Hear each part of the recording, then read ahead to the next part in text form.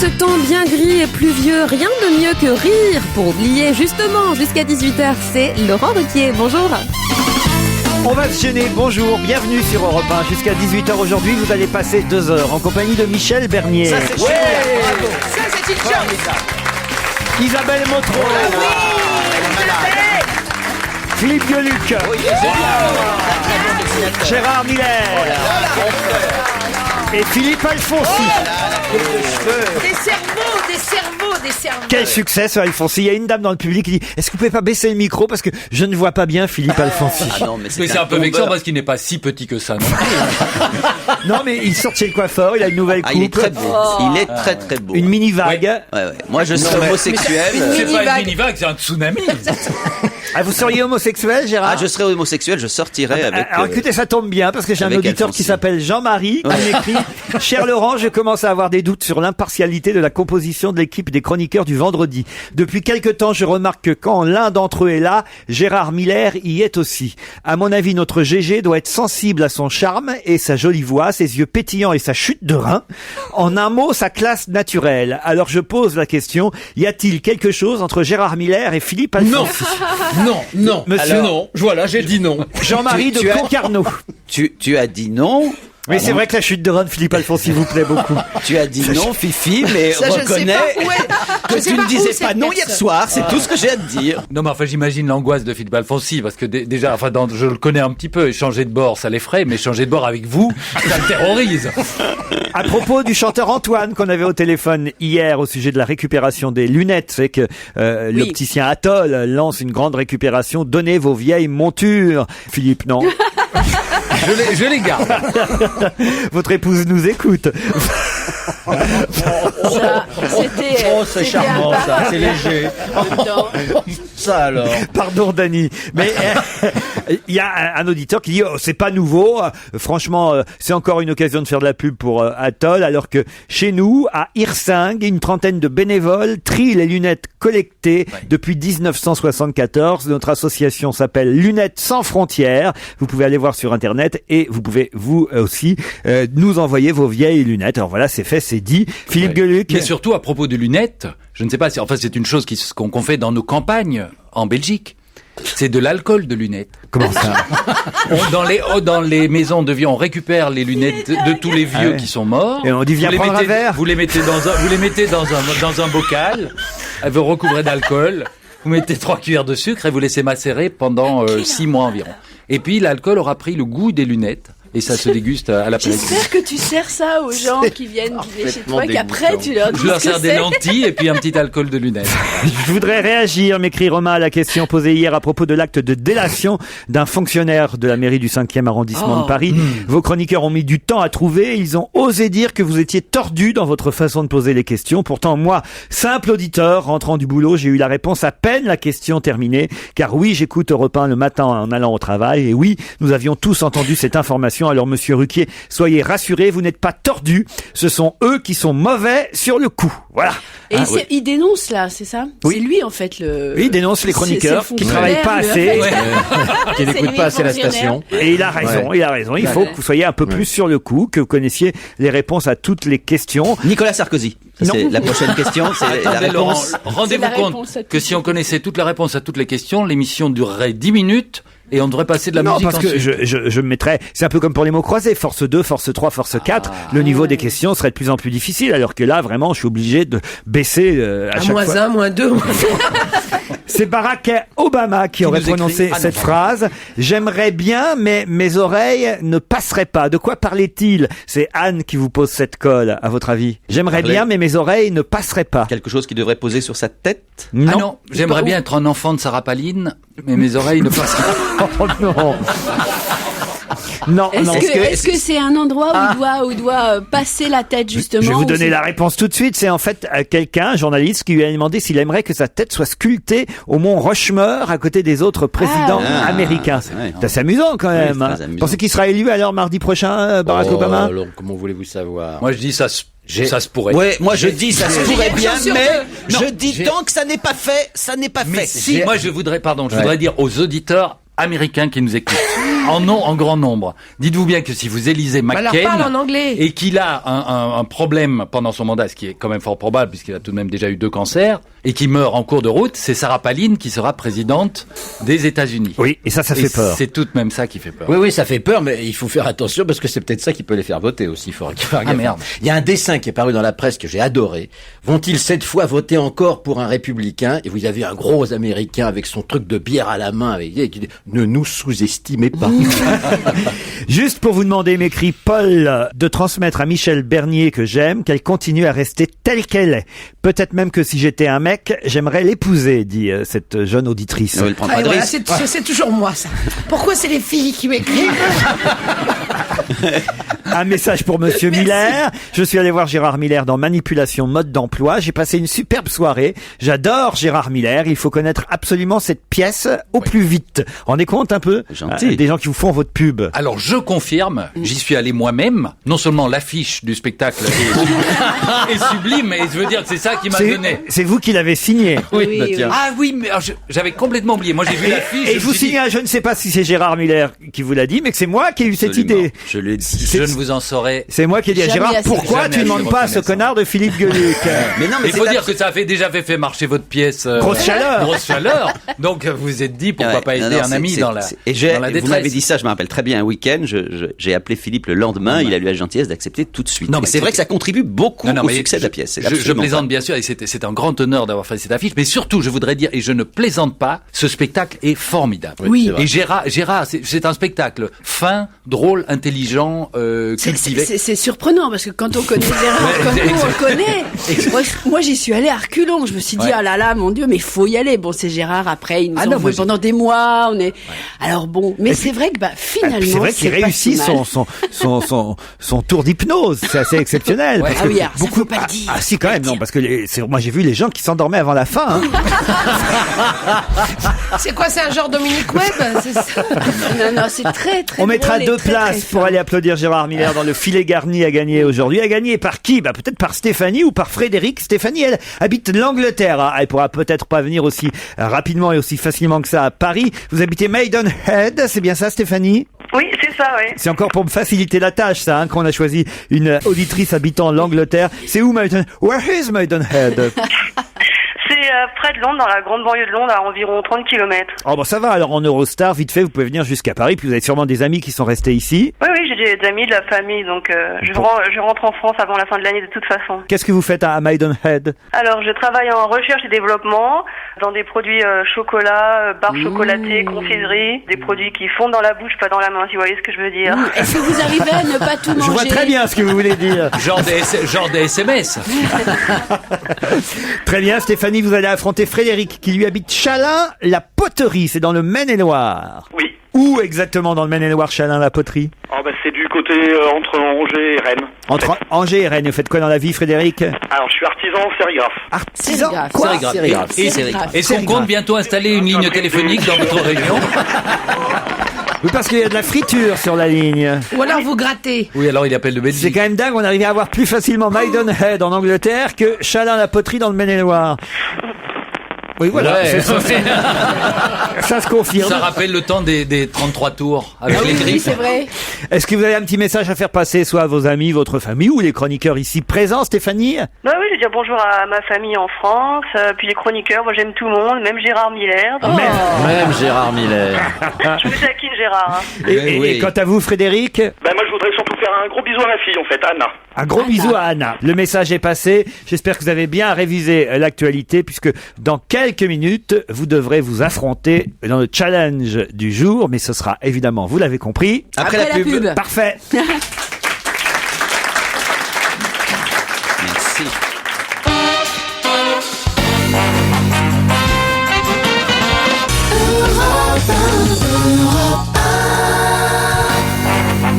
Et le quiz sur les infos continue sur Europe 1 avec Laurent Ruquier, bien sûr. Voilà donc la question pour Stéphanie et Frédéric. Attention, évidemment, les chroniqueurs ici présents vont tenter d'aller plus vite que vous. Vous êtes prêts l'un et l'autre? Oui. Alors voici. Pourquoi dans la presse parle-t-on énormément aujourd'hui d'une certaine quantité de réconfort? Pourquoi dans la presse parle-t-on aujourd'hui énormément d'une certaine quantité de réconfort. C'est une nouvelle gaie ou triste? C'est une nouvelle gaie ou triste? C'est plutôt agréable. C'est pas l'histoire du mérite des fonctionnaires? Pas du tout. C'est une certaine quantité, c'est une expression particulière en fait que. Qu'est-ce que vous voulez dire par là? Si on trouvait. Normalement, comment c'est Stéphanie, défini. vous devriez être avantagée. Hein. J'attends votre réponse. Là, en plus, les chroniqueurs sèchent. Mais non, parce que c'est lié à l'Angleterre, donc c'est pour Non, ça à la qu'elle langue devrait être- anglaise, une certaine quantité. C'est pas français, ça ça, une fait certaine un peu- quantité de réconfort. Ça a rapport avec la crise financière? Du tout. Mais vous êtes d'accord qu'une certaine quantité de réconfort, ça n'est pas très français. Ce n'est oui. pas très français, c'est tout le problème, Mais Gérard. voilà. Et c'est Et le voilà, mot c'est bien réconfort. ce que je disais. Il y a un truc dans ce. Non, dans c'est le cette mot façon, réconfort. Le réconfort n'est pas ce qu'on pense. C'est le nom de quelque chose d'autre. C'est pas la reine d'Angleterre qui a On pourrait et aussi de dire James Bond. une quantité de paix intérieure, si vous préférez. Oh là là, comment De tu paix, l'écris, paix Une Bis. certaine quantité de De, paix de, intérieure. de la méditation, alors.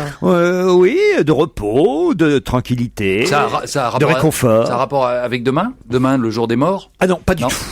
Alors là, je suis épaté, hein, parce que je suis content de ma question. Là, elle est bien tordue. Oui, attendez, c'est ça, entendu. Et je vois que Elle Frédéric est même sinueuse.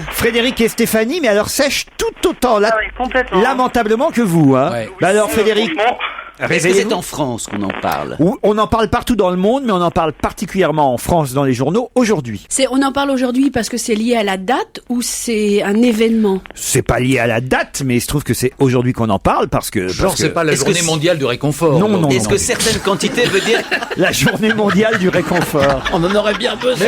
Tu as raison. ça serait possible? Est-ce que c'est une question de poids? Et quand on dit d'une certaine quantité, ça se pèse, c'est matériel. C'est bien ça, Gérard, comme réflexion. Mais c'est pas du tout ça.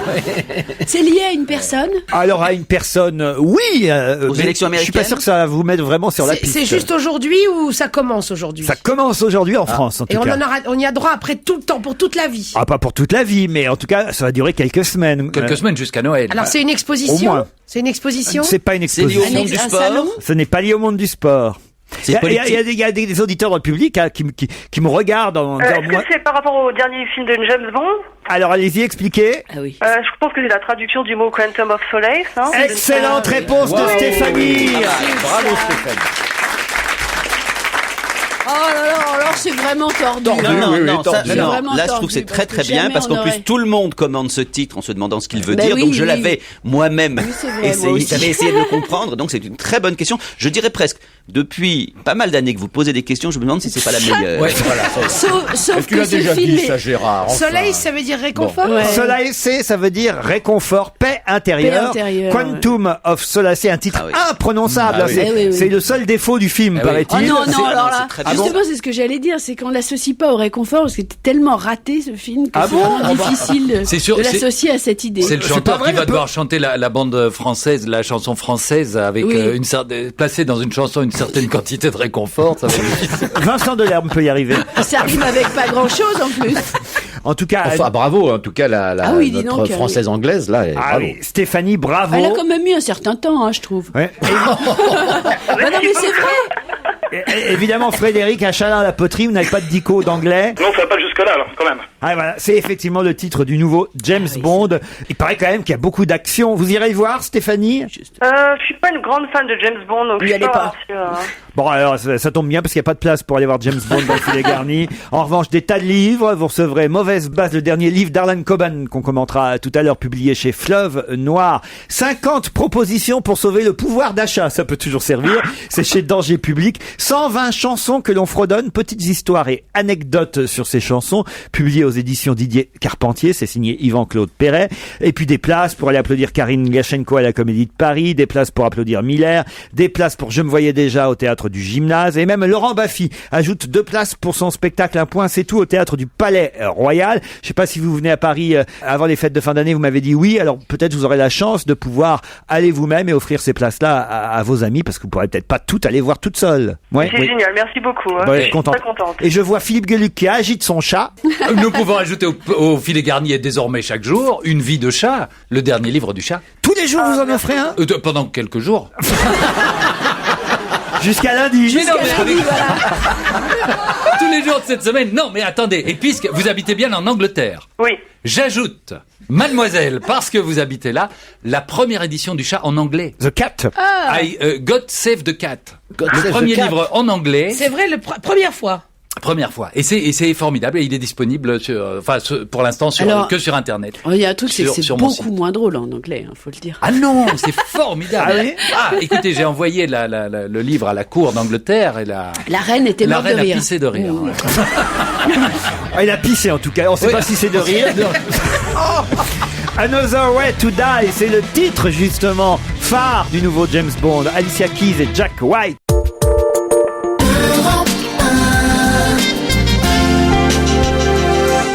Et on va gêner continue sur Europe 1 avec autour de Laurent Ruquier aujourd'hui, Philippe Alfonsi, Michel Bernier, Philippe Gueluc, Gérard Miller et Isabelle Motro.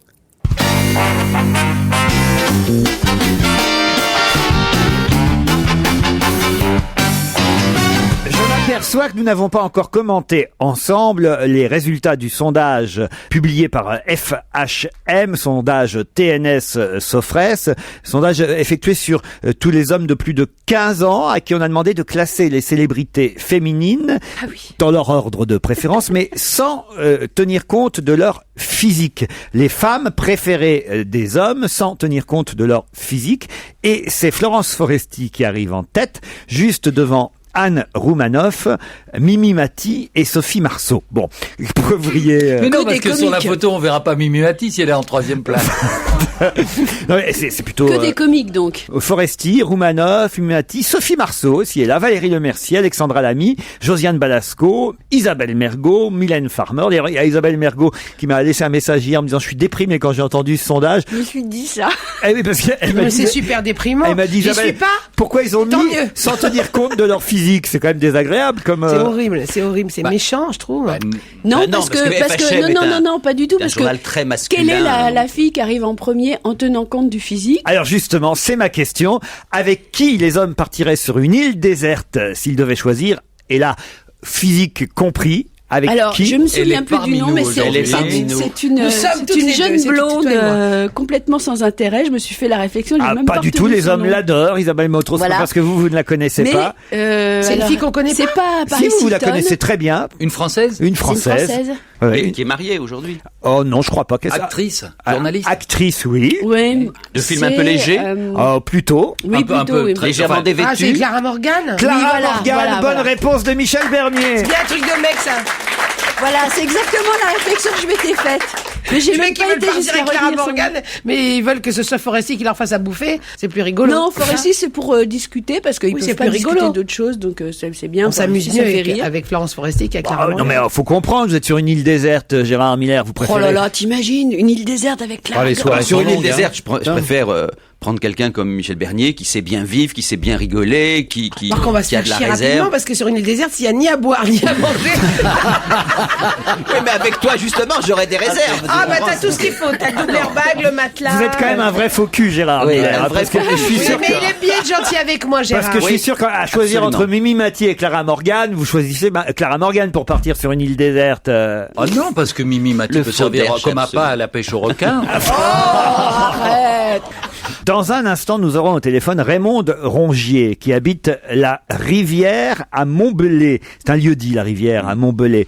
Et Raymond a eu une surprise hier en allant dans son jardin. Quelle surprise a-t-elle eu? J'avais une courge de 200 kilos. Alors écoutez, c'est pas loin, mais c'est pas une courge. C'est Un potiron. un cucurbitacé. Non. Une noix. Et c'est pas un gros mot, un cucurbitacé. Non, mais c'est C'est pas... plutôt fruits ou légumes? C'est plutôt légumes, mais c'est plusieurs en plus. Hein. Elle a vu Alors- Et elle les avait pas plusieurs vus arriver. salades énormes. Des navets. Et Pas des- Raymond, Non, pas des navets. Non, mais pas- c'est une Des carottes. Alors des carottes de combien? Oh, des carottes de quelques kilos, quoi. Combien? Non, non, je sais pas. 10 disons, kilos. 3 kilos. 19 kilos. 19 kilos. Oh non, pas comme... 4 kilos. Une 30 carotte kilos. de 19 kilos. Vous imaginez Raymond a la vu ça dans son bar. taille de la râpe pour faire des carottes râpées d'une surtout, carotte de 19 Imagine Allez, la déjà taille du une lapin carotte. pour la manger. Non, non, des carottes de 1,7 kg, c'est déjà énorme. c'est Ah pas oui, mal, ouais. chacune. Ah, joli. N'est-ce pas Raymond? Bonjour. Bonjour. Bonjour Raymond, pardon de vous déranger. Oh, ça ne me dérange pas du tout. Alors racontez-nous l'histoire de vos carottes, si j'ose m'exprimer ainsi. Vous sortez dans votre jardin, vous ramassez vos carottes et là vous les pesez. Ben oui, on est surpris par la grosseur qu'elles avaient. Oui, 1,7 kg et puis beaucoup d'autres, peut-être un peu moins lourdes, mais... Mais c'est pas habituel une carotte d'1,7 kg. Oh, ben non, pas dans notre région. Hein. Si j'ai choisi cette information, c'est parce que la presse internationale en parle. Ah oui. Raymond, est-ce qu'il y a près de chez vous une centrale nucléaire ou quelque chose comme ça? La question de Philippe, c'est est-ce qu'elles sont consommables, vos carottes? Ben oui. C'est-à-dire, faut la manger en 2 semaines. Oui. Vous vous rendez compte si Déjà Sœur, le temps de la râper. si Sœur Emmanuel avait connu ça? Alors là, c'est toute la finesse de notre animateur du jour. C'est Paul Valéry qui revient nous voir. Dis donc, c'est pas moi qui ai écrit ces mémoires à non, Sœur c'est vrai. Emmanuel. Non, mais forcément, ça me fait forcément penser à la fameuse blague qu'on raconte 10 fois par an sur toutes les radios, des bonnes sœurs à qui on Allez, dit, ce sera 11. alors, bah oui, voilà, aujourd'hui on va manger des carottes, vous connaissez la suite.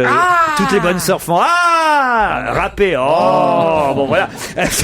Elle a une barbe comme ça, je ne parle pas de Sœur Emmanuel qui n'est plus là, mais Il y avait l'autre blague aussi de la fille qui était allée aux États-Unis et tout est immense là-bas. Les immeubles sont grands comme ça, les carottes elles sont comme ça, les tomates elles sont comme ça, les courges elles sont comme ça. Et il y a la grand-mère qui est un peu sourde dans le fond et qui dit: est-ce qu'il a une bonne situation? Raymond, Oui. avez-vous mis un engrais spécial? Oh non, nous, c'est pas de la culture bio, mais c'est... C'est naturel. Oui, oui. On vous embrasse en tout cas et bravo pour cette performance et ce livre des Oui, records. c'est vrai, parce qu'il faut féliciter quelqu'un. Comme on peut pas féliciter la carotte, autant féliciter Raymond. Eh ben, Bravo, Raymond. soyons fans alors.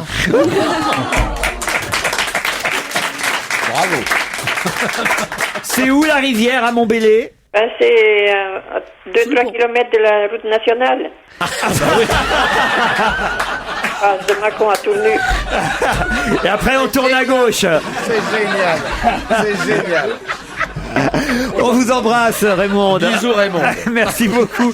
C'était l'information essentielle du jour. Non, vous êtes d'accord Gérard? Parce que on parle pas assez de ce sujet-là. C'est vrai. J'avais envie complètement parce que Barack Obama, il en a marre. Oui, oh là. La crise financière, on n'en peut plus. Les histoires. Alors qu'une bonne grosse carotte qui vous- pousse dans nos terroirs. Mais vous savez dans les Depuis années, DSK, on n'en avait pas parlé. vous savez dans les années 30 qu'il y a un type qui est devenu multimillionnaire aux États-Unis, pas avec des carottes mais avec des pommes de terre. Il a lancé par petites annonces dans tous les journaux un concours de la plus grosse pomme de terre. Ouais. Et il y a des centaines de milliers de gens qui ont concouru et qui lui ont envoyé chacun une pomme de terre de très grande taille. Et il a effectivement offert le prix qui était important pour ce concours, mais il s'est retrouvé avec des milliers de tonnes de pommes de terre qu'il a revendues à un industriel et le mec a fait fortune. 23h04, 23h04, c'est l'heure précise qu'on nous donne, l'heure de prédilection, l'heure la mieux pourquoi? C'est une Voir quelque chose. Non, c'est une enquête qui a été faite sur différents employés de bureaux. Cette étude montre que 23h04 est l'heure Pour téléphoner idéale pour dormir. Non, Pour téléphoner à l'étranger. C'est la seule heure que dans toute sa carrière, Julie d'Europe 1 n'a jamais donné à l'antenne. 23h04. C'est la meilleure heure pour faire l'amour. Non.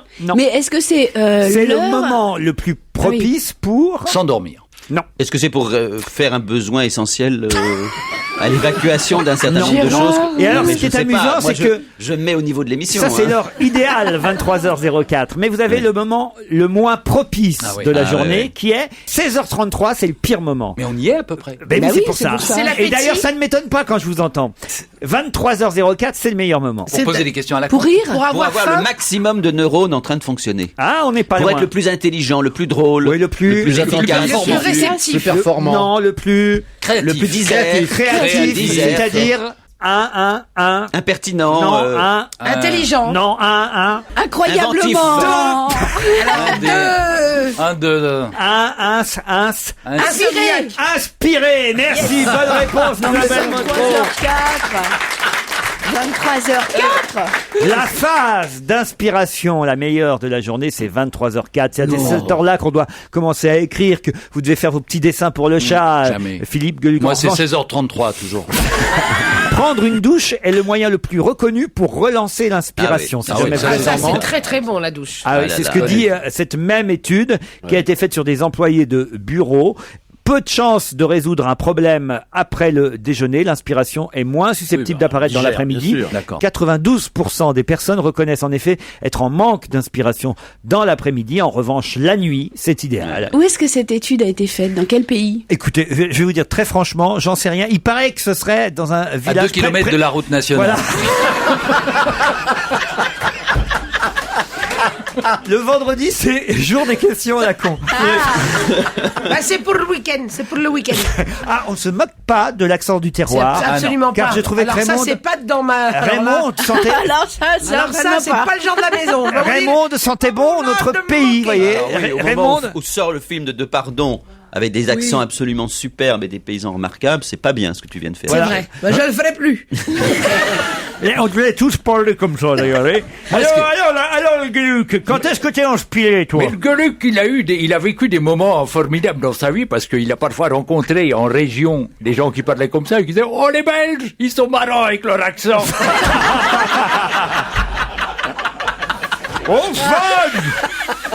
Mais moi, j'en connais par exemple, de genre Saint-Étienne qui dit moi, l'accent, je l'ai pas, hein. Autant mon père, il l'a, autant moi, je l'ai pas, l'accent.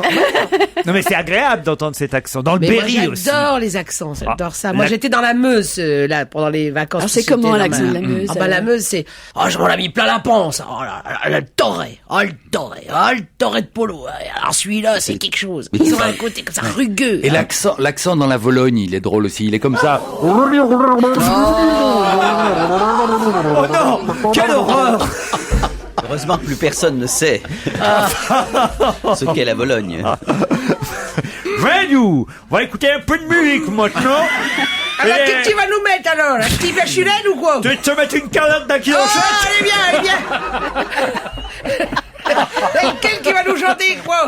La Farmelle, la vilaine fermière, la vilaine farmère, là. Ah, là, il y a le Francis Coblin, Ah, là. bah, il est belle, lui, avec sa cabane au fond du jardin. Eh ben, Grand couillon, va, alors que plus personne. On a des chiottes maintenant à la maison, nous. On n'y va plus au fond du jardin.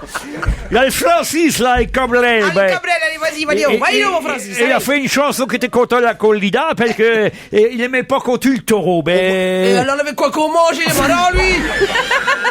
Grand couillon, mais ils savent plus. Peut-être t'as une belle chanson, hein, la corrida, mais comme ça. Alors, comment est-ce que tu prépares le bœuf carotte? Tu mets, alors, de pas chez nous, tu mets un bœuf, tu mets 2 carottes. Elles font 19 kilos chacune. Je me permets juste de rappeler aux auditeurs que cette petite séquence a commencé par une remarque de Laurent Ruquier disant « On va quand même pas se moquer de l'accent de Raymond. » Venez, je fais ce que je veux.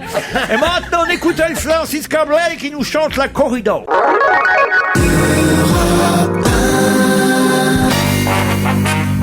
Et les questions sur l'actu continuent sur Europe 1 avec Laurent Ruquier. Le gouvernement anglais vient de décider que ce serait désormais obligatoire pour tous les enfants dès 5 ans. Quoi donc? Est-ce que c'est une mesure un peu drogue. sécuritaire? La drogue. Ah non, c'est les petits beepers qui portent sur eux pour les retrouver si on les perd ou si on les kidnappe ou... Ah oui, dès 5 ans, on mettrait un beeper et pourquoi pas avant 5 ans alors. Mais est-ce que c'est La sécuritaire? Une puce, ce n'est pas sécuritaire. Non, c'est l'étiquette dans l'oreille pour la traçabilité. Voilà. Comme La blouse, Est-ce que ça a à voir avec la diététique? Du tout. le ça a à voir tatouage. avec les vêtements? Non plus. Est-ce que c'est quelque chose qu'il faudra apprendre? Ça concerne quand même 6,5 millions d'élèves anglais âgés de 5 à 16 ans. Hein. Apprendre à nager? Non.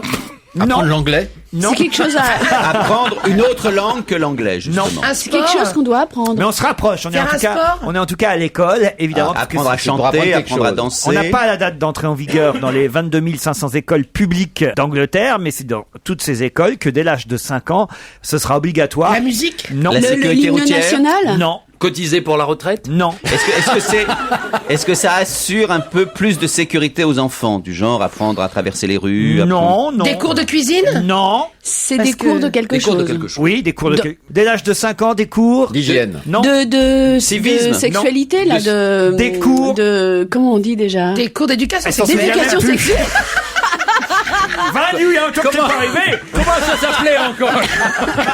Attends, l'éducation, non, c'est vrai que c'est... Des cours d'éducation Je suis un peu sexuelle. Bonne réponse d'Isabelle. Non, dites pas, je suis un peu séché. J'ai un peu séché Ah bon les cours d'éducation sexuelle depuis un certain temps. je Des veux dire. cours d'éducation sexuelle. Bonne réponse d'Isabelle Motro. Est-ce que ça se fait encore en France?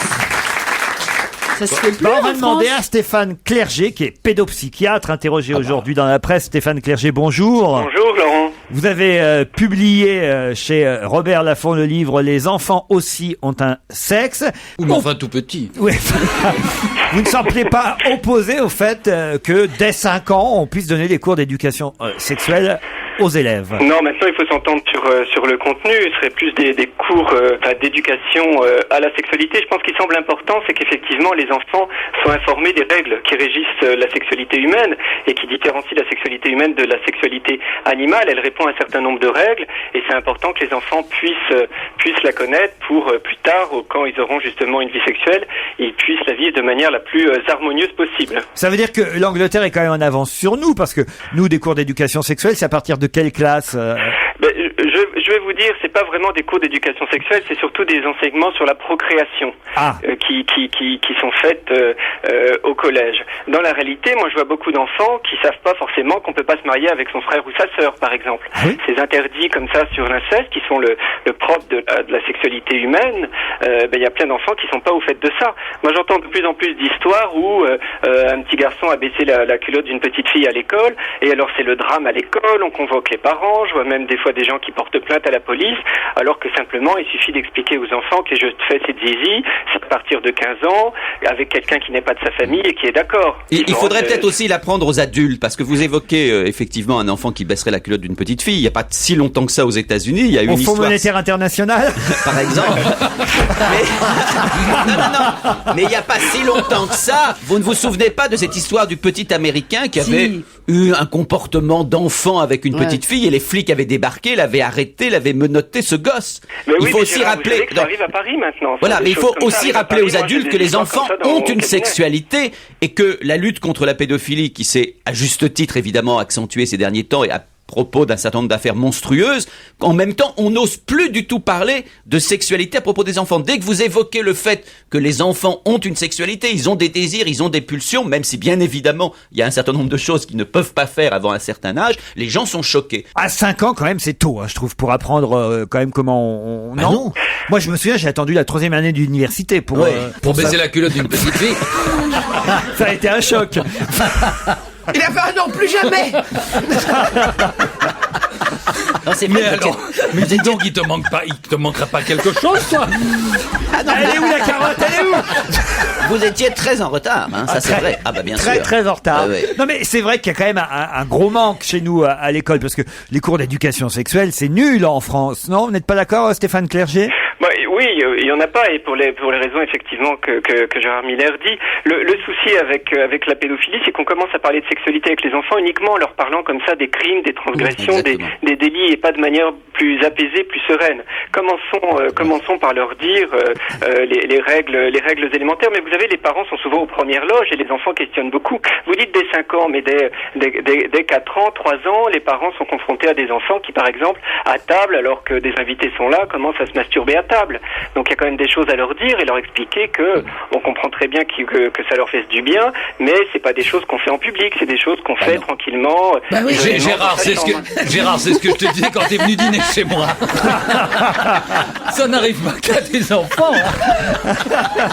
J'ai envie de me Faut tourner que tu dises à ta femme de mettre autre chose aussi quand elle reçoit les gens à dîner. Je me tourne vers les deux mamans qu'on a là. Alors, comment vous avez expliqué à vos enfants? Pourquoi pas les papas?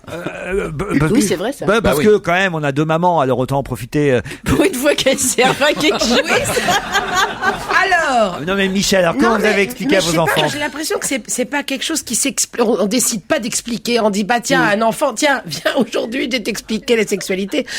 Non mais c'est vrai. Je pense que les mamans vont te Non mais je pense que de toute façon il y a une façon libre et simple de parler aux enfants quand c'est là, quand ça vient, quand voilà un petit garçon il a une érection et qu'il se demande pourquoi. Ben je veux dire on explique ça simplement. Tout doit être tranquille toujours et qu'effectivement ça fait partie du plaisir de la vie et qu'il ne faut donc pas le refuser. Après il y a l'autre discours plus tard, justement on parlait de pédophilie etc. où on dit aux enfants ton corps t'appartient, le plaisir c'est pour toi, tu ne dois être forcé par personne et ne n'avoir peur de personne et puis si t'as un problème tu viens en parler à tes parents. Mais je pense que tout doit être beaucoup plus simple que ça. C'est une bonne maman, Michel Bernier. Ouais, hein. Si on m'avait expliqué tout ça comme ça. Alors qu'Isabelle Motro, elle a directement donné un DVD de Clara Morgan à ses enfants pour que... Oui.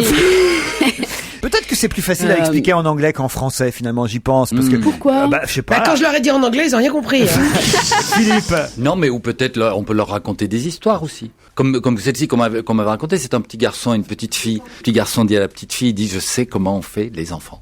Et la petite fille dit, je te crois pas. Oui, si, je te jure, je sais comment on fait les enfants. Raconte, comment on fait. Eh ben, le papa, il met une petite graine dans le ventre de la maman. Et puis, il la pousse bien au fond avec sa bite.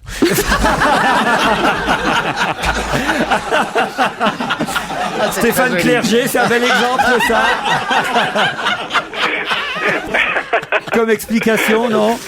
Mais non, encore une fois, il n'y a pas besoin de leur expliquer comment on fait forcément les bébés. On peut le faire, pourquoi pas. Non, je crois que c'est important de leur dire, en gros, que on peut pas se marier avec quelqu'un de sa famille, avec quelqu'un qui est pas d'accord, et qu'on peut se marier avec quelqu'un de plus de 15 ans, qui n'est pas de sa famille, et qui est d'accord. C'est surtout ça, les règles. Et aussi dire aux enfants, quand ils ont comme ça des jeux sexuels, il faut leur dire, ça c'est pour plus tard, parce qu'ils ont l'impression qu'on veut les empêcher, que nous, on s'octroie ce privilège-là, mais qu'on veut eux les empêcher.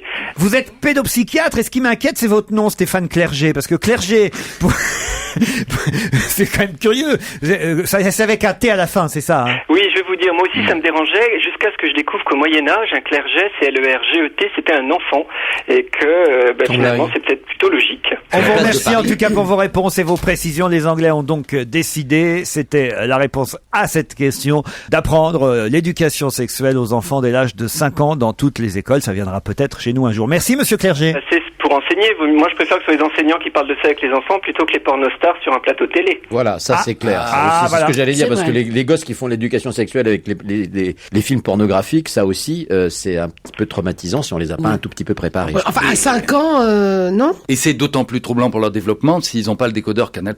Voilà. Avec Ça s'appelle les grillons, et là, ils comprennent plus rien. Les grillons, vous appelez ça les grillons, vous? Oui, c'est mes gosses qui appelaient ça comme ça. Quand ils regardaient les films porno qui étaient pas décodés, ils appelaient ça les grillons. Une autre question. Cette semaine, vous avez peut-être entendu dire que le ministère de l'Intérieur avait rendu illégale la double amende. Double amende en cas de quoi? Double amende pour ceux qui n'ont pas le triangle et le fameux petit gilet. Ah oui, voilà. Les policiers avaient mal interprété la loi et avaient cru qu'on devait donner une amende pour l'absence de triangle et une amende pour l'absence de gilet. Or, le ministère a dit que c'était une erreur, une mauvaise interprétation. Une seule amende pour les les deux cas. Bonne réponse de Gérard Miller. C'est drôle maintenant, d'ailleurs, tous les gens accrochent leur gilet jaune à leur siège de voiture. Oui. C'est laid. Genre pour être sûr de ne pas se faire arrêter. C'est très bizarre, ça fait très moche. Oui, c'est laid. Ouais, c'est laid. Mais parfois, ça cache le dossier en boule de bois. C'est vrai, ça fait deux choses. Ils accrochent le triangle au rétroviseur, pour qu'ils ne voient plus rien. Ça cache le sapin. Une question sportive, si vous le voulez bien. Qui peut se contenter ce week-end d'une 5e place? Jeannie Longo. Jeannie Longo. Pourquoi Jeannie Longo? Parce que elle continue. Jamais elle ne d'être, se contenterait mais non, d'une 5e place. Mais c'est con votre réponse. Le Gérard Barack Bauer. Obama de la Formule 1. Dès le moment où vous dites pourrait se contenter, pourquoi c'est idiot pour Jeannie Longo qui continue de courir? Mais elle arrive souvent 2e, 3e. Pourquoi elle se contenterait d'une 5e place, Jeannie Parce que Longo? c'est déjà pas mal quand on a 50 C'est le ans. chauffeur automobile. Le chauffeur automobile, comment il s'appelle? C'est ça, en Formule 1, celui qui a mis son gilet à côté de lui Voilà. dans son... Mais enfin, vous êtes vraiment nuls. Bon, là, moi, j'y alors, connais rien en Moi, je Formule propose 1. que le public fasse ouh. Ah oui, mais le public, est-ce qu'il le sait Le mieux? public, connais si on le lui public, demande, oui. il va même pas Ah bah savoir. le public, Si. alors à 3, attention, à 3, vous dites tous ensemble le nom de ce pilote de Formule 1 qui peut se contenter de la 5e place et devenir champion du monde ce week-end. Et donc, c'est une bonne réponse de Philippe Gueluc que le public va formuler. 1, 2, 3. Et voilà, Lewis Hamilton. Il y a 3 personnes qui ont dit Hamilton Ah en ouais, hésitant. ouais, non, hein. c'était pas frappant. hein. Comment ça, c'était pas frappant? C'était pas énorme. Moi, je Il y en a- m'attendais il y en a à au une moins- vague, il y en une a- sorte de tsunami. Il y en a au moins 10 qui ont répondu Non, Lewis bah Hamilton. non. Ah bah si, recommencez. Ah bah voir. non, mais parce que... La preuve, 1, 2, 3. Voyez, c'est quand même incontestable, merde alors. Quel manipulateur, ça. Allez, on se retrouve après les informations de 17h.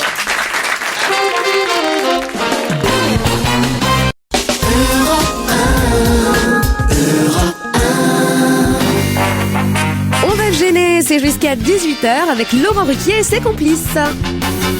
C'est la 2e heure d'On va se gêner avec Michel Bernier, Isabelle Motro, Gérard Miller, Philippe Gueluc. Bonjour. Philippe Alfonsi. Bonjour Philippe. Bonjour Laurent. C'est tout à l'heure qu'il fallait dire bonjour Philippe. Mais je vous ai dit bonjour tout à l'heure, mais il y a des gens qui D'autres nous rejoignent auditeurs, maintenant. bien sûr, qui nous rejoignent à 17h. Et c'est le cas par exemple de Farid, qui habite Pontoise. Bonjour Farid. Bonjour Laurent. Qu'est-ce que vous faites à Pontoise? Je suis artisan taxi. Artisan taxi. Chauffeur taxi, Oui. quoi. Chauffeur taxi, voilà. Chauffeur taxi. Ah, très bien. Et il y a beaucoup de clients à Pontoise? Oui.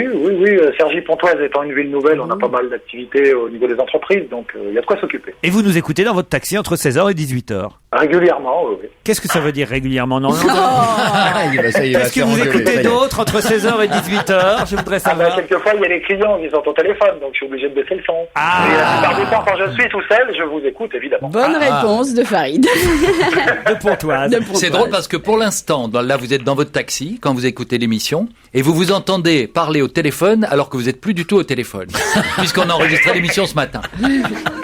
Et le client se demande c'est quoi ce type qui parle, qui me conduit en parlant. Vous vous rendez compte? Grâce à vous, je vais avoir une notoriété fantastique. Oui. C'est vrai. Farid de Pontoise contre Nathalie qui habite Paris. Bonjour Nathalie. Bonjour. Qu'est-ce que vous faites à Paris? Pas grand-chose. J'écoute les émissions de Laurent Ruquier. Ça veut dire quoi, pas grand-chose? Vous êtes au chômage, en congé maternité? Oui, non, au chômage. Au chômage. Ah, peut-être c'est l'occasion de demander un emploi et dans quel secteur peut-être? La traduction en anglais. La traduction mais ça, c'est en pour anglais. Laurent. Voilà. Je cherche quelqu'un. Nathalie of Paris. So, Nathalie, avez-vous un petit message à faire passer aux auditeurs et aux chroniqueurs? Qu'est-ce que vous préférez dans l'émission? Est-ce que vous avez un chouchou, entre autres? Pour copier un auditeur de la semaine, je dirais je vous répondrai après que j'ai gagné sur mes chroniqueurs préférés. Ah oui, vous voulez pas prendre de risques avant. Et vous, Farid, alors? Moi, j'aime beaucoup les envolées lyriques de Pierre Bénichou et Gueluc. J'adore l'humour de Gueluc. Un peu raciste, pourtant, vous savez. Oh, le salaud. Oh, mais non, mais rassurez-nous, vous n'êtes pas noir, Farid. Non. Pas encore. Je crois qu'il est asiatique. Farid contre Nathalie. Hier, Alain Juppé a déposé avec d'autres personnes, mais on le voit déposer ce panneau, un panneau censure. Sur quel autre panneau a-t-il déposé cette affichette censure? Panneau d'entrée de village. Oui, mais plus précisément. Je vais pas regarder en détail. Parce que je peux pas vous accorder la réponse. Pas à l'entrée de mon cul. Non. À l'entrée de Bordeaux. Bordeaux, voilà, parce que comme village, Bordeaux, il y a mieux quand même. Oui, pardon. J'y ai habité. C'est pour ça que je voulais pas vous accorder la bonne réponse, parce que vous me disiez village, c'était sur le panneau. Voilà. Oui.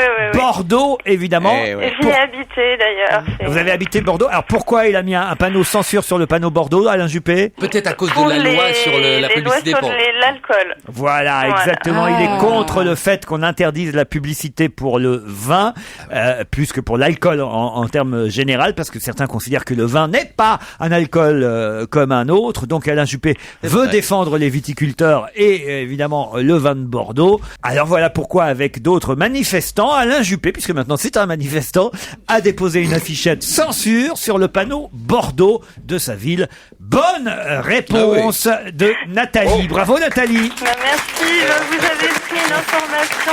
Pardon. Nathalie, je voulais juste vous dire que je connaissais la réponse, que je ne l'ai pas donnée. Quel est votre chroniqueur préféré maintenant? C'est Gérard Miller qui vous parle, si jamais vous n'arrivez pas à je voulais remercier Laurent Ruquier qui prend des informations des journaux gratuits. Et voilà, exact, c'est dans un journal gratuit, bravo. Voilà. C'est dans Direct Matin que j'ai trouvé cette information. Dans le même journal, je vais vous offrir une petite perle. Allez-y. Sous la rubrique Toussaint, le titre de l'article, c'est « Accompagner ceux qui sont morts seuls ».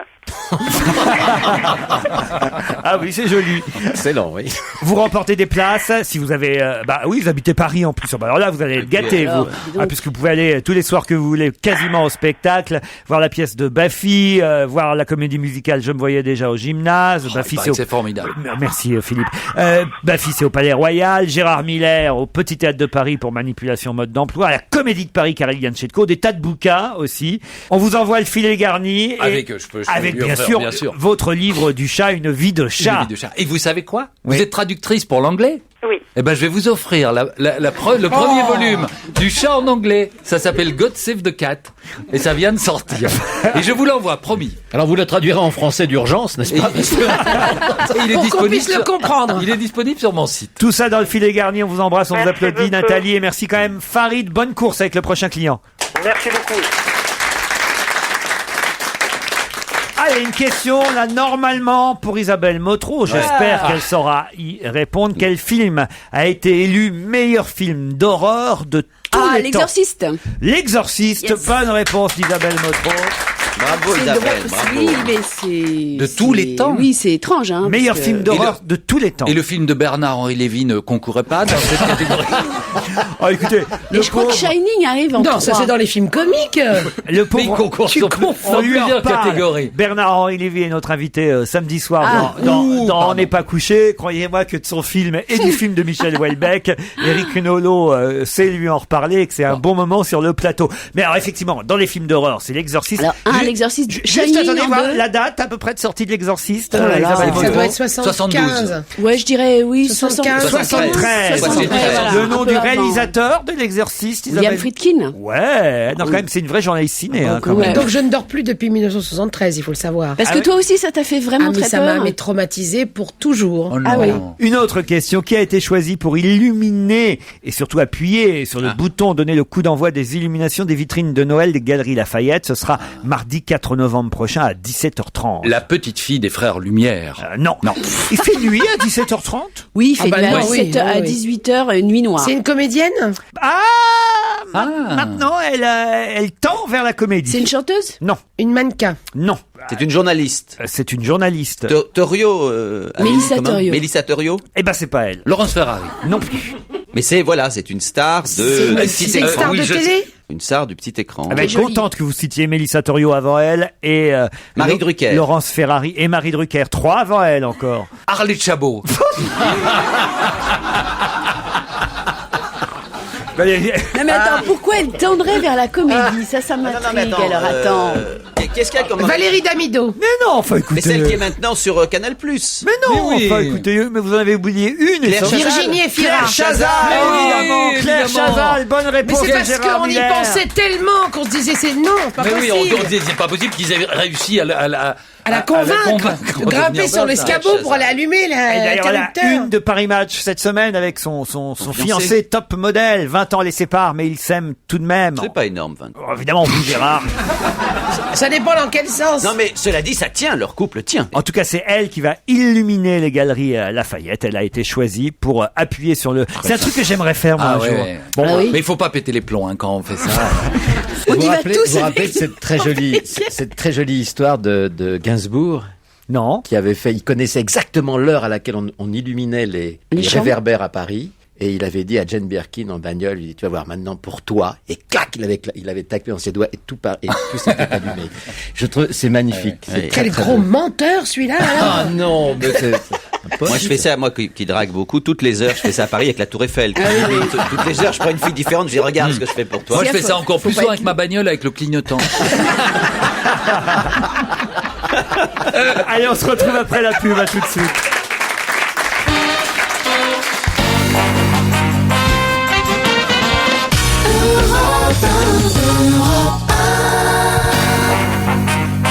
Et c'est la suite d'On va se gêner avec vous, Laurent Ruquier.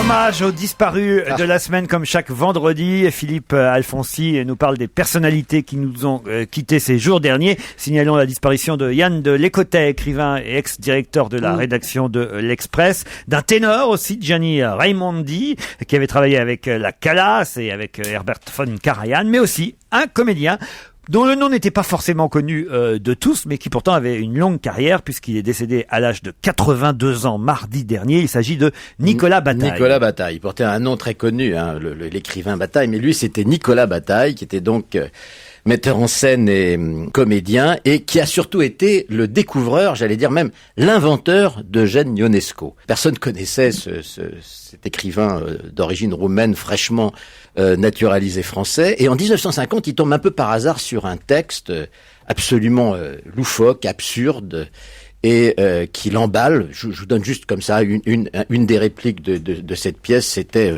caresser un cercle et il deviendra vicieux. Il est absolument emballé par ce truc et je lui dis je vais en faire une pièce de théâtre contre l'avis même d'Eugène Ionesco qui n'y croyait pas du tout. Il appelait ça une anti-pièce absolument injouable. Bon, les répétitions commencent, elles sont assez difficiles, le texte est en effet difficile à mémoriser, etc.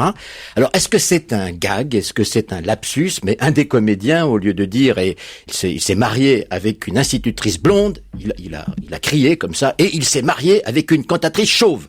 Et là, hop, Bataille dit, ça y est, ça c'est le titre. Et il décide d'appeler la pièce, qui n'avait pas de titre, La cantatrice chauve. Et alors, il monte cette pièce, en 1950, au théâtre des Noctambules, rue Champollion. Un bide, mais alors, un bide total. Les critiques se mettent à hurler, à aboyer. Il y en a même un qui dit, heureusement, nous n'entendrons plus jamais parler de ce monsieur Ionesco. Bon, quant au public, il siffle, il quitte la salle, c'est l'échec total.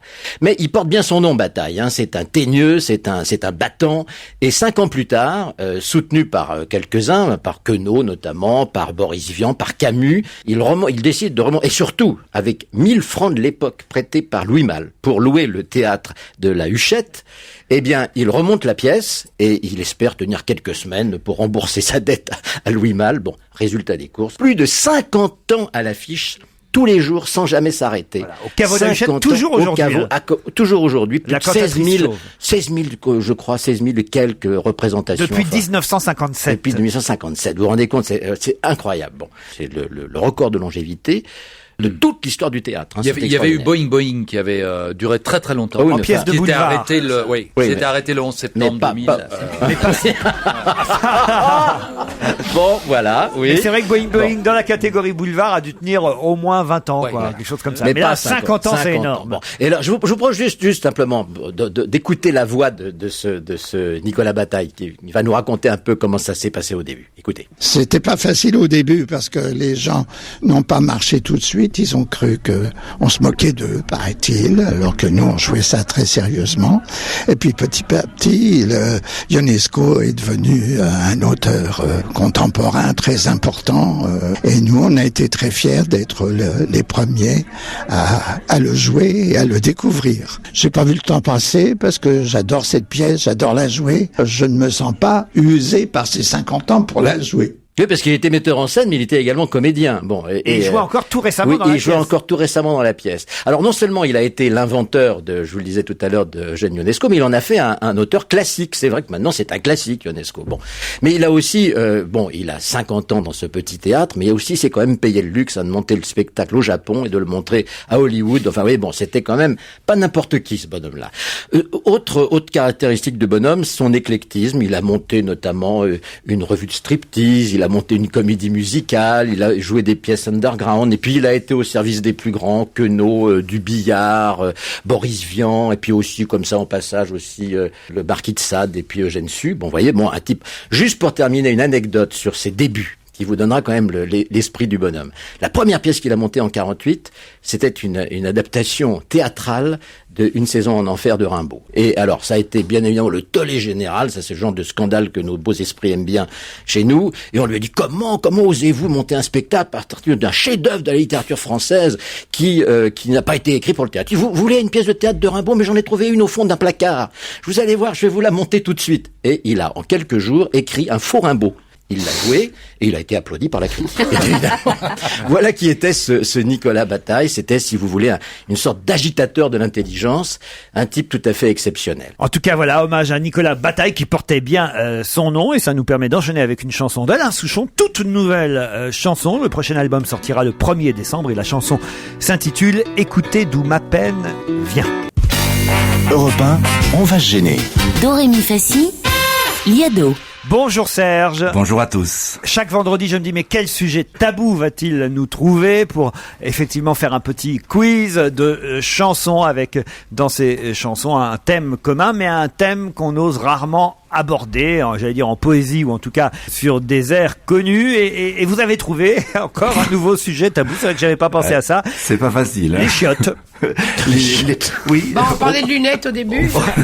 Autrement nommé les lieux d'aisance. Ouais, voilà, c'est plus joli, les lieux d'aisance, les toilettes. Il en était question à la télé récemment. Ils disent que c'est un sujet tabou parce que l'ONU est préoccupée avec ça. Il y a quand même 2,6 milliards d'humains qui n'ont pas accès à des installations sanitaires. Qui n'ont pas accès parce que c'est occupé ou non, parce qu'elles n'existent pas.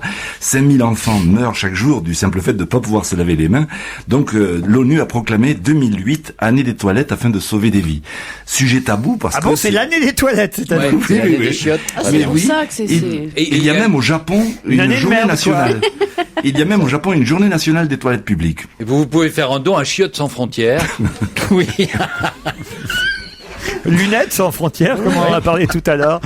Alors, ceux qui ont interprété des chansons dans lesquelles on parlait des lieux d'aisance, je vois dans la liste que vous m'avez fournie Jean-Marie Bigard, Charles Trenet, Laurent Gérard, les Charlots, Hubert Félix Thieffen, Philippe Miller, les 4 Barbus, Fabienne Guyon, Rissé Barrier, les VRP, et on commence par les Bidochons. Oui, Pas de papier water, parodie de Paperback Water des Beatles. Écoutez. Pas de papier water.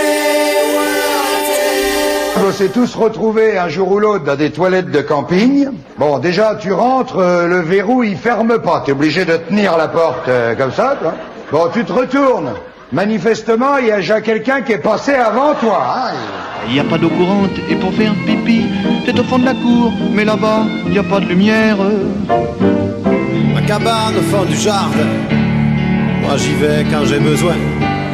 C'est un charmant petit trou, tout entouré de cailloux. Et y a des mouches qui bourdonnent. Chacun ses goûts, disait la mouche. Moi j'aime la mer d'un point, c'est tout. Sautant du lit, le visage tout froissé, la Marie fonce dans les WC. Ma chère moitié se met à crier. Y'a plus de Kleenex, la boîte est vide. Faut pas que Bobonne se désespère. Je vais chercher du papier de verre. Je ne peux plus m'enfuir les WC sans boucher. Après tout c'est pas mon problème si leur chiotte est toujours bouchée. Pour moi c'est plutôt une aubaine, ça sera toujours ça de gagner. Sans moi il serait pas grand chose avec leur chiotte toujours bouchée. Sans moi leur vie serait pas rose. Ils iraient plus au cabinet plombier. Quel beau métier. Quand les petits nègres avaient bu un coup, faisait son pipi un petit peu patou. Maintenant faut qu'il donne de sous pour pisser dans un petit chalet en bambou tressé. Mais au détour d'une ruelle, serrant les fesses, il aperçut, oh non, l'aubaine était trop belle, mais si un shot de coup en vue. Je suis bien restée là un quart d'heure à écouter Love Me Tender et surtout Gré Barbolivien. C'est fou ce que ça me fait, le refrain. Une envie d'aimer, c'est très très fort, mais une envie de c'est encore plus fort. C'est Rissé Barrier qui terminait ce festival de toilettes. Qui était la chanteuse avant? Fabienne Guyon. Qui chantait La boîte en kit. C'était une chanson sur les sanisettes, hein, c'est ça, Serge? Oui, c'est ça. Elle se produit en cabaret, elle en est en panier ce mois-ci. Mais elle avait collaboré... Ah, c'est une copine à vous encore. Vous réussissez toujours à glisser un copain ou une copine à vous, ça. Ah ben, franchement. Et des fois, ça vaut le coup quand même, non, oui. J'espère. Des fois. Non, mais c'est pas...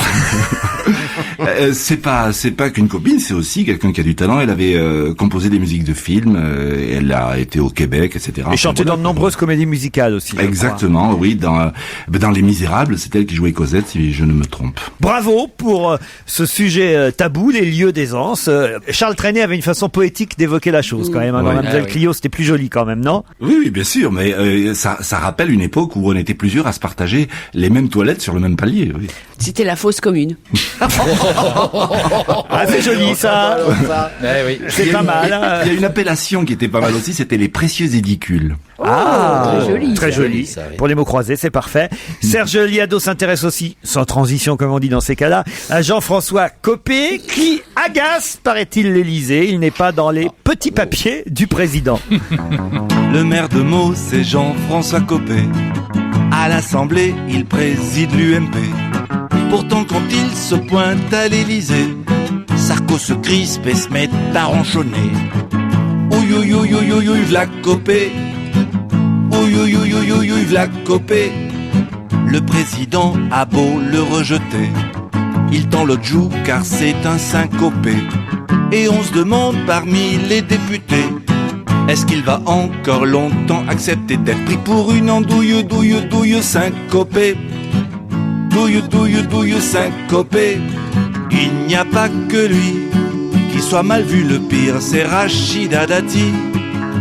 Je crois que s'il existait une poupée vaudou faite à son effigie, en 2 jours le stock serait épuisé, les magistrats se l'arracheraient, on aurait une garde des sceaux piquée, au moins comme ça elle serait conservée. Ça c'était juste pour la mettre en boîte. C'est joli. Merci Serge, bravo. Merci à vous. On va souhaiter aujourd'hui un bon anniversaire à Jeannie Longo que nous avons au téléphone. Bonjour Jeannie Longo. Bonjour. On parlait des toilettes et de l'année des toilettes. Vous allez à la selle tous les jours. Combien vous en avez de vélos, Jeannie? Techniquement parlant, j'ai un vélo de route, 2 vélos de contre-la-montre, un vélo de piste. En gros, ça fait 4 à 5 vélos pour la saison, quoi. Vous êtes en tout cas la sportive la plus titrée de France, plus de 1000 victoires, rappelle la presse aujourd'hui. Alors pardon, on ne dit pas ça pour une dame généralement, mais puisque vous êtes toujours en compétition, vous fêtez vos 50 ans, c'est un exploit, c'est un record en soi déjà. 50 ans de vélo? Pas de vélo, mais en tout cas 50 ans. Aujourd'hui, bon anniversaire, Jeannie. Merci, merci. Ah ben non, vraiment. Je pense même que tout le public devrait chanter. 1, 2, 3. Joyeux anniversaire, Jeannie. Joyeux anniversaire, Jeannie. Joyeux anniversaire, Jeannie. Joyeux anniversaire. Joyeux anniversaire. C'est un Jeanniversaire, et oui, 50 ans. Il n'y a pas de bougie sur un vélo, mais il peut y en avoir un sur un gâteau. Qu'est-ce que vous allez faire ce week-end? Courir encore? Oui.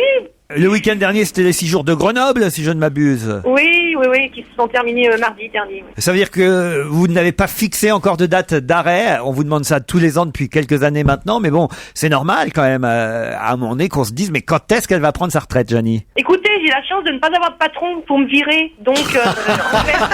C'est excellent. Je voudrais vous poser une question, Jeannie Longo, c'est Philippe Gueluc. Je suis incapable, et je pense que tout le monde autour de la table est incapable de donner le nom d'une autre championne cycliste française. Est-ce que je me trompe? Ah non, moi je... Alors, non mais c'est pas du tout. Mais c'est presque. Attendez. Le but de ma question, c'est juste que vous nous en donniez un ou deux. C'est pour rendre hommage. Je veux dire, on croit pas. Moi, j'ai l'impression que vous gagnez tellement tout. Je me dis, et les autres, qu'est-ce qu'elles? Mais les Je autres pense sont qu'elle est seule à absolument courir. déprimés. Mais non, mais c'est ça. Est-ce que Les vous autres pourriez sont donner, déprimés par quand exemple, elle le nom de vos 2 principales rivales? Alors, en fait, ce que je vais vous dire quand même, c'est que je gagnais tout. Maintenant, je me fais quand même battre, je dirais pas de nombreuses fois, mais quand même relativement souvent en course internationale. Je tiens mon rang au niveau international, c'est vrai. Mais ce qui se passe, c'est qu'il n'y a aucune retransmission du cycle féminin. C'est pour ça qu'on ne connaît pas les noms des Françaises. Il y a eu Laetitia Casta dans la bicyclette bleue. Oui. Écoutez, les 2, je dirais que je peux citer les 3, les 3 principales. Donc, Edwige Pittel, Marilyn Salvetta. Il y a des jeunes comme Marina Jonap qui a été blessée, qui est un petit peu malade, et on espère qu'elle va bien revenir vite à haut niveau. C'est à votre mari, Patrice Ciprelli, entraîneur, que vous avez demandé aide-moi, là, on a entendu. Oui, parce que j'ai une tare certaine, c'est que je n'ai pas la mémoire des noms et je suis pas physionomiste. Donc, généralement, dans une soirée, je dis 3 fois bonjour à la même personne. Et quand il faut présenter quelqu'un, évidemment que je me rappelle pas du nom. Alors que c'est des gens que j'aime bien. Elles sont toujours derrière vous, donc vous les voyez jamais. C'est ça, oui, le vrai problème. En tout cas, bon anniversaire, Jeannie Longo, pour vos 50 ans. On voulait être là et souffler les bougies avec vous. Bon anniversaire, Jeannie.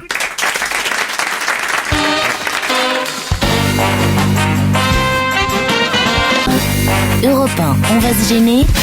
Le livre de la semaine. Mauvaise base, c'est le nouveau Harlan Coben, une nouveauté, un roman policier aussi, celui-là. Moi, je ne l'ai pas lu encore, mais je me tourne vers les 5 chroniqueurs qui, eux, l'ont lu pour vous. C'est chez Fleuve Noir Édition qu'on peut acheter le dernier Harlan Coben, Mauvaise base. Commence peut-être par Michel Bernier. Ah non, c'est pas par moi. Ah si, allez. Non, je l'ai pas fini. Ça vous a pas plu? Mais si, moi j'adore ce Harlan Coben. Alors Isabelle Motro. Alors, ça s'appelle donc Mauvaise base et ça se passe, j'allais dire dans le milieu du baseball, mais pas vraiment, parce qu'en fait, Myron, donc le héros qui est en entraîneur de sportif, qui est agent, oui, pardon, sportif, oui, c'est vrai, c'est très important, pareil. qui est agent, va devoir faire la lumière sur une affaire assez complexe. C'est-à-dire que quand on a lu le précédent, on sait qu'il était parti sur un coup de tête à l'autre bout du monde pour panser ses blessures suite à une affaire de cœur. Ah, mais il faut avoir lu absolument le précédent. Non, parce que si on l'a pas lu, voilà, on sait qu'il revient. En fait, on va le chercher, son copain Win va le chercher, et il y a eu un drame. Le type dont il s'occupait est retrouvé mort, et vraisemblablement, il a été tué par l'associé de Myron, qui évidemment n'en croit pas un mot, et va essayer de faire toute la lumière sur cette affaire-là. Et donc là où on prend beaucoup de plaisir à retrouver les enquêtes de Myron, qui est toujours aux prises avec des histoires invraisemblables de ce genre, c'est que, moi, ce que je trouve formidable dans son style, c'est précisément l'humour qu'il a, les personnages. Et surtout le suspense. Lui, Myron, qui est un pauvre type, qui a toujours des états d'âme, qui se pose des tas de questions et qui est accompagné son meilleur ami, est une espèce de tueur psychopathe très dangereux. Et très riche. Et il ressemble un peu au héros de 13, pour ceux qui lisent. Mais en plus, il y a une évolution dans les romans de Coben, c'est que je trouve ça beaucoup plus dialogué. Oui, alors il retrouve ça. Voilà, c'est plus, dans le dialogue et dans l'humour plus que dans les précédents. Le précédent était un peu raté, faut bien le dire. C'était plus écrit et là très dialogué. Là, le plaisir, en fait, c'est ça, c'est son style, c'est les expressions, c'est les personnages qui sont complètement. Vous avez aimé ça, quoi? Oui, moi j'ai beaucoup aimé. Non, mais on peut pas bouder son plaisir avec ça. Alfonsi a l'air de bouder un peu. Ah non, pas du tout. Moi, j'adore ça. Non, vraiment, j'adore Coben, j'adore ce style. Bon, c'est pas de la grande littérature, faut pas déconner. C'est simplement un grand moment de plaisir. Le truc le plus drôle, c'est qu'on plonge dans le milieu des travestis et des transsexuels, et qu'alors là, il y a des pages absolument extraordinaires où il se fait prendre à partie à un moment donné par 3 travelots qui le maltraitent très très fortement. Et ça, il y a des moments étonnants, vraiment, et une plongée dans ce milieu-là, tout à fait inattendu quand on est dans le monde du sport. Et c'est un très bon roman. Moi, j'ai beaucoup aimé, et la fin est tout à fait inattendue. Harlan Coben, Mauvaise base, un roman publié chez Fleuve Noir, Gérard Miller. Alors moi je suis un amateur de Coben, j'ai découvert par l'une de mes filles il y a quelques années. Ce qu'il faut bien comprendre, c'est que ce roman, même si on n'a pas du tout besoin de lire les précédents, il fonctionne si on connaît les personnages. Parce que Esperanza, qui était un personnage clé, qui est l'assistante de Coben, si elle est accusée de meurtre, c'est vraiment stupéfiant pour ceux qui la connaissent, évidemment, comme une fille parfaitement honnête. Et dans Bolitar, moi je dis son nom c'est Bolitar, Bolitar. Win, c'est pareil, c'est-à-dire c'est un type extrêmement inquiétant, curieux, milliardaire. Ça n'est drôle que très beau aussi, que ça n'est drôle que si on connaît les personnages. Alors faut peut-être pas commencer par celui-là. Il faut pas commencer par celui-là. Et moi, je suis beaucoup plus nuancé que vous. Alors je sais pas si je les ai tous lus, mais j'en ai lu quand même plusieurs. Je trouve pas celui-là du tout le meilleur. Je pense qu'il faut mieux commencer par Balle de match, même par Temps mort, qui était le précédent. Je suis pas sûr qu'il faut commencer par celui-là. Philippe Gueluc, vous connaissiez? Moi j'avais mal compris la demande. J'ai réécouté Kurt Cobain et Nirvana, et je me demandais pourquoi. Mauvaise base, c'est le dernier Harlan Coben. C'est chez Fleuve Noir. Juste pour vous prouver que je lis malgré tout. Je viens de terminer et ça me fait tellement plaisir que les collaborateurs de cette émission, les anciens ou les actuels, fassent des choses remarquables. Je le disais à propos de Gérard tout à l'heure, j'ai lu le roman de Jean-François Derek qui s'appelle Flou et qui est absolument fort. On en a parlé dans On n'est pas couché samedi dernier, et je crois qu'on a donné envie à de nombreux téléspectateurs de le lire. Flou, je crois que c'est chez Claude Gazevich, éditeur. Voilà. Jason Mraz, I'm Yours, c'est le tube de ce chanteur américain qui vient de sortir lui aussi un nouvel album. Qu'est-ce qu'il y en a, les nouveaux albums? We sing, we dance, we still sing. Jason Mraz, I'm Yours. Europe 1, on va se gêner. Ciné. Motro. Pampan. Pampan, Monique Pantel. Et c'est peut-être avec l'arme de James Bond que je vous tire dessus, Monique. Oh non, ouais. Moi, j'aimerais bien qu'on commence par Quantum of Solace, c'est ce moment de réconfort, cette quantité de réconfort que n'a pas aimé Isabelle Motro, je vous le dis tout de suite. Alors vous? Mais la Motro, elle est de mieux en mieux, hélas, pour moi. Hein. Ah oui? Oui, moi je trouve, oui. C'est le même acteur, Daniel Craig, que dans l'excellent Casino Royale. Oui. Mais cette fois, il est noyé, le pauvre, et nous aussi, sous les effets spéciaux, les poursuites en voiture, les cascades. Il saute, il castagne, il rentre dans tous les murs, surtout ceux du poncif.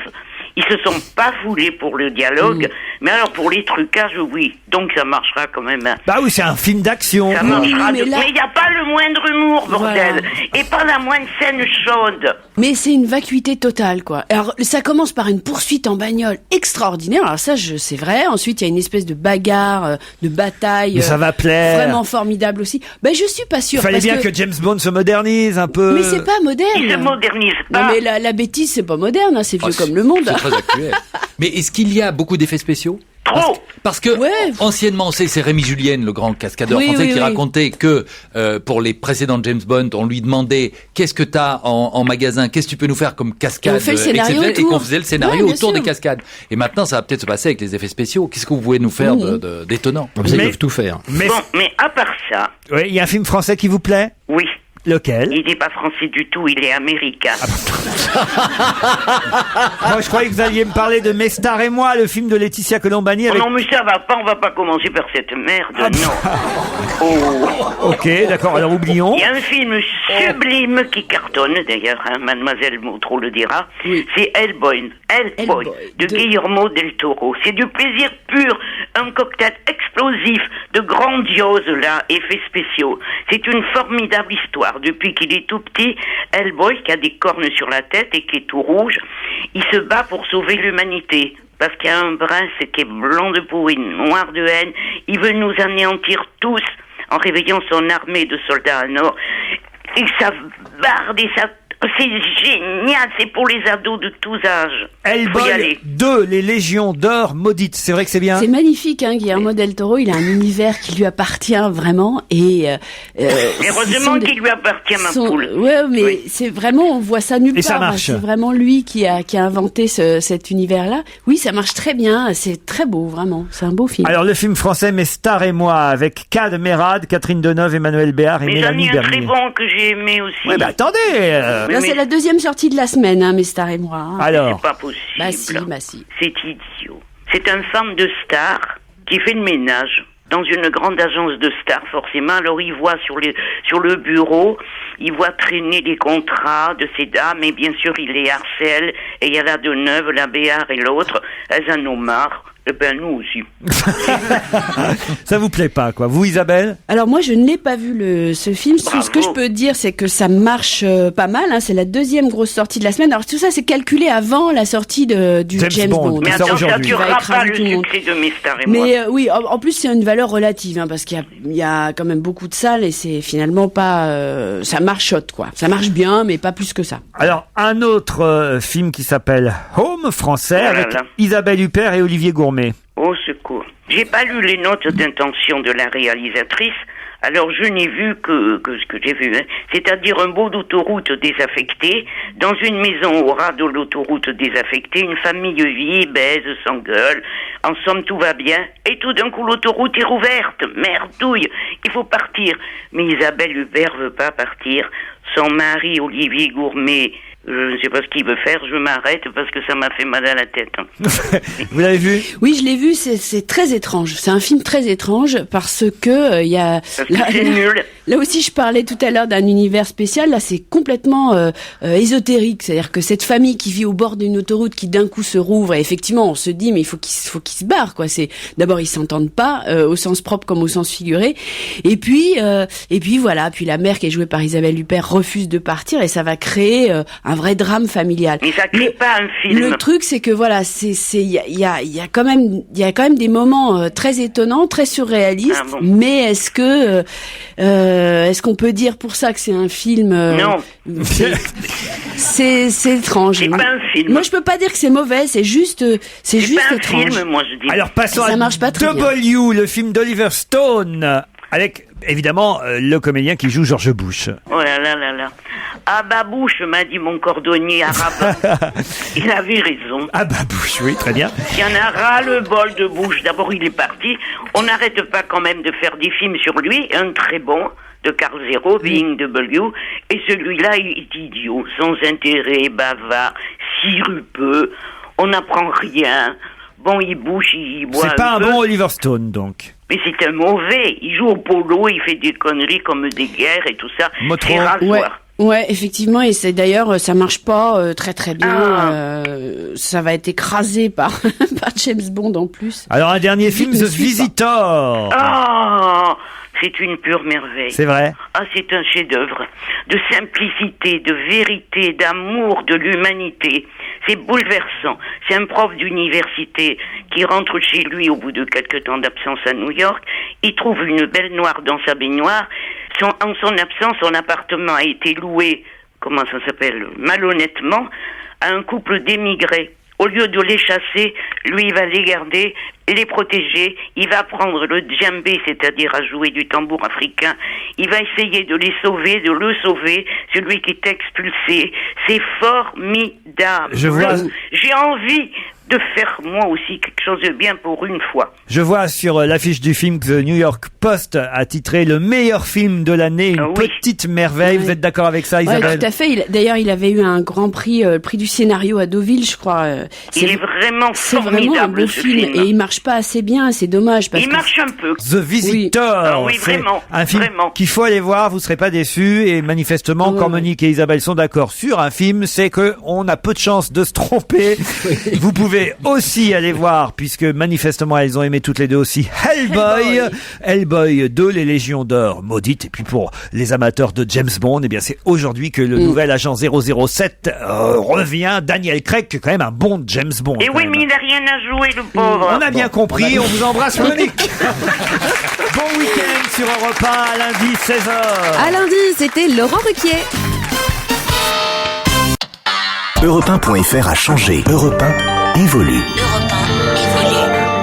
Connectez-vous sur la page des podcasts d'Europe 1 pour découvrir nos nouvelles chaînes podcast. Europe1.fr/radio.